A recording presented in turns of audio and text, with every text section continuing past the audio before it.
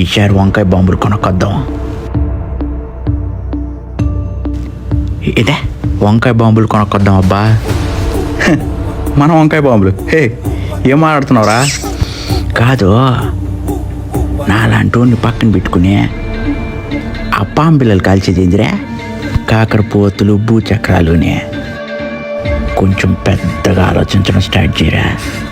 పక్క కాలనీ కంటే సౌండ్ మంది రావాలా, అదే ఆలోచిస్తా. వంకాయ బాంబులు కొనొచ్చుగానే ఆ ప్యాకెట్లు కొనాలంటే చాలా అవుతుందబ్బా. ఎంత అవుతుందే? తక్కువలో తక్కువ ఒక 500. మా నాయన జోబులోంచి 1000 రూపాయలు ఇస్తా, సరిపోతా? మీ నాయనకి తెలుసు, తుప్పు ర్యాక్ కొడతాడబ్బా. దుడ్డు సంగతి నాకు వదిలేసి మీరు అగరబత్తులు అగ్గిపెట్లు కొనే పనిలో ఉండండి.